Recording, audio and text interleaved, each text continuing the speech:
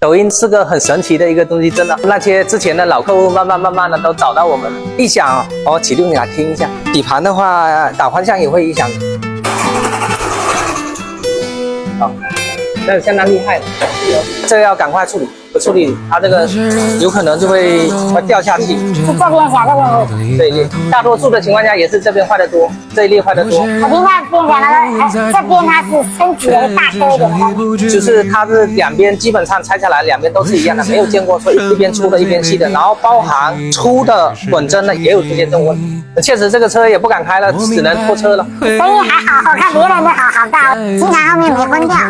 偶尔会没昏掉啊。这前面所有的还是说某个就这个后座这个，后座这个，那我到时候看一下。因为我这里面内饰有改过，改内饰有关系吗？跟我们的分配的那个伺服电机有关系，跟改内饰我觉得没有多大关系。你这个下面确定大概要花多少钱？我到时候这样子，就是我回去完以后顶起来，我1、2、3、4、5列出来，好，你觉得价格合适你就做，价格不合适的话我们就挑着来也可以。我要做就一定做的。我跟你讲实在一点，你们肯定有见过这个，现在跟你抖音一搜，多少估值多少估值，我们也懂。说实在的，就是说呢，我们赚多一点赚少一点，肯定是有钱赚，没钱赚的买卖谁会去做？我多赚。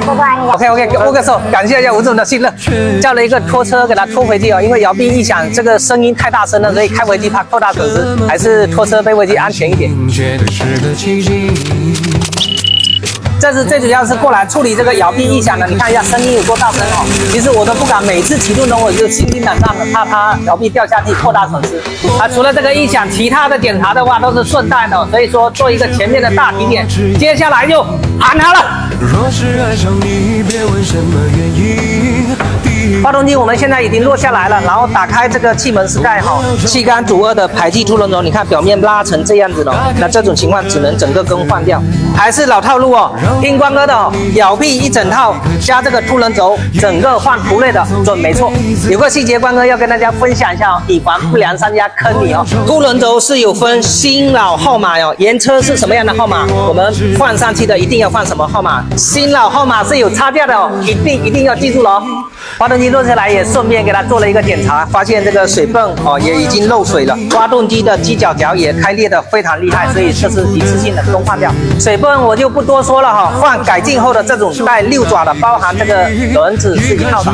重点要讲一下这个发动机的机脚垫，这个高仿的还很有水准哈，外壳是用原装的，内里的话做了翻新，市面上非常多哦这种高仿跟缴获的机脚垫。在光哥这里的话，要么用进口大众的，要么用原厂的哈，只用正品，没有缴获。